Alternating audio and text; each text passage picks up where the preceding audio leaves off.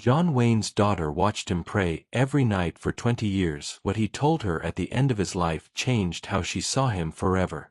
In the late 1960s, in Newport Beach, California, there was a ritual that happened every night inside the home of John Wayne, one that no cameras ever captured and no audience applauded. It didn't involve scripts, costumes, or lighting cues.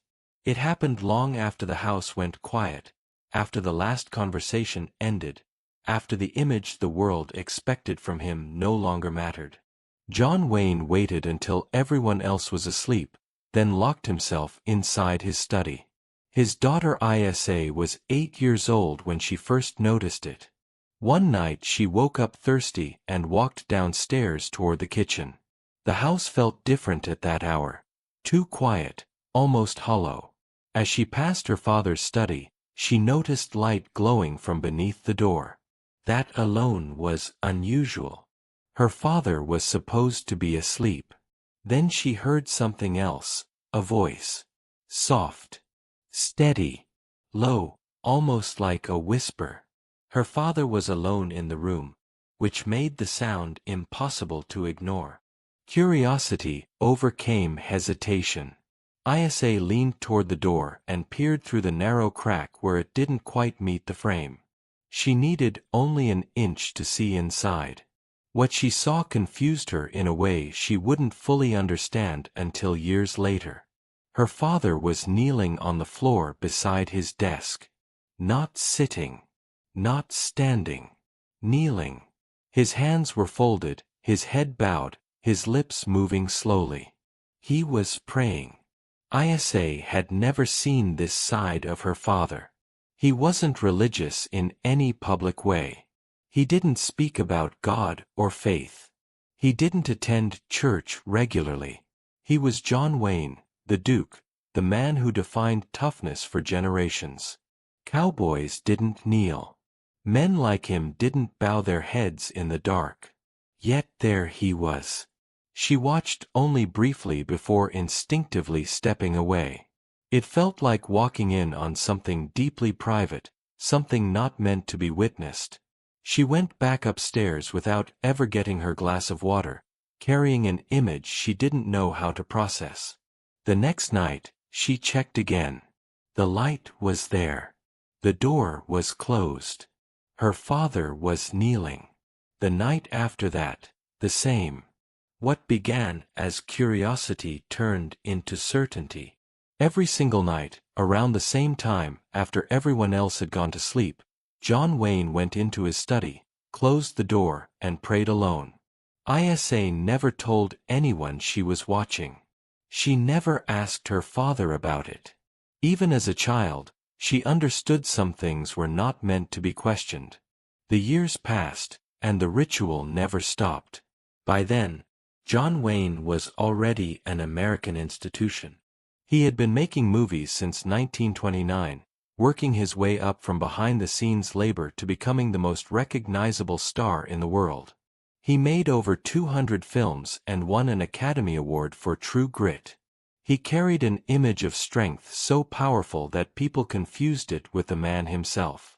But the real man carried weight the audience never saw. He had been married 3 times and divorced twice. He had 7 children across different marriages. He loved them deeply, but not evenly, and he knew it. Hollywood demanded time, travel, and presence elsewhere. Childhoods passed while he worked. Birthdays were missed. Apologies were assumed, but never spoken aloud. And then there was the cancer. In 1964, doctors removed his entire left lung. They told him his career was over and that he would never work again. He proved them wrong and made 20 more films, but the knowledge never left him. Cancer had already touched him once. It could return, and he knew it.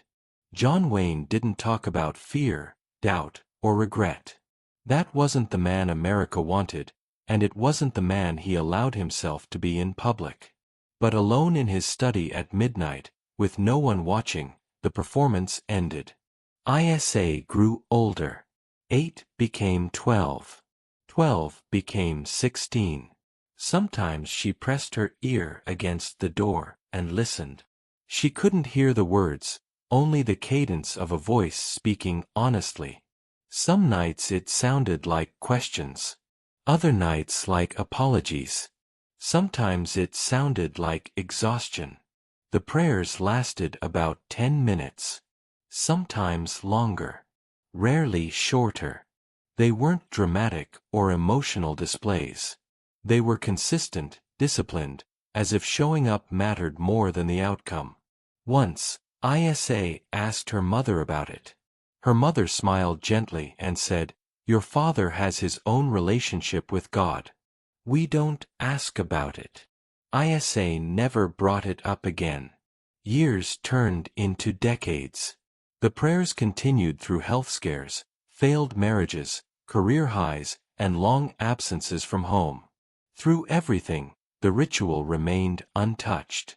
Then came June of 1979.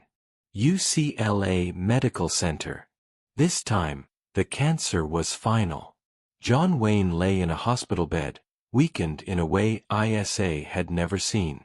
Morphine dulled the pain but blurred reality. Sometimes he knew where he was.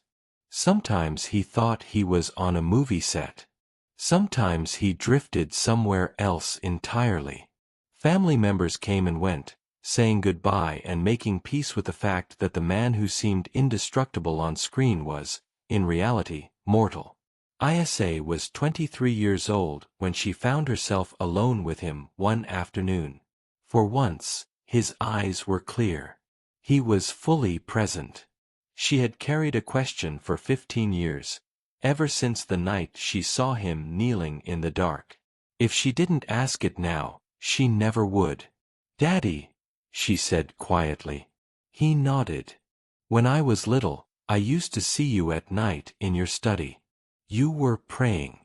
You did it every night for years. I never asked what you were praying for." She paused, unsure if he had the strength to answer. "What were you praying for?" She paused, unsure if he had the strength to answer. "What were you praying for?" For a long moment, he didn't speak. She thought he might have fallen asleep. Then, in a voice barely above a whisper, he said, "I prayed for the men I never was."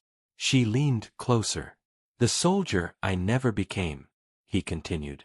"The father I failed to be. The husband I couldn't be." Tears filled his eyes. Isa had never seen her father cry, not once in her life. Now they rolled silently into the hospital pillow.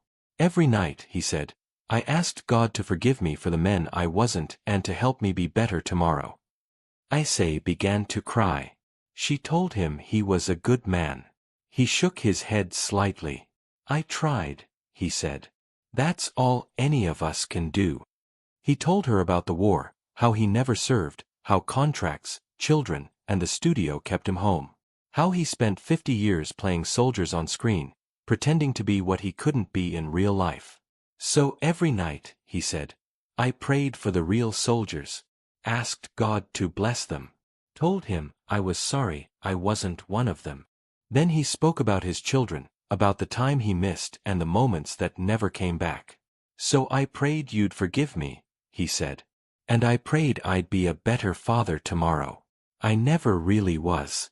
But I kept praying anyway." John Wayne died 2 days later, on June 11, 1979. After the funeral, Isa returned to the house in Newport Beach. She walked into her father's study and knelt where he used to kneel. For the first time, she understood. Her father hadn't prayed because he was weak. He prayed because he was strong enough to admit he wasn't perfect, strong enough to ask for forgiveness, and strong enough to keep trying even when he knew he had failed. Years later, Isa said her father was the toughest man in movies, but every night he got on his knees and admitted to God that he wasn't good enough. That, she said, took more courage than any fight scene he ever filmed.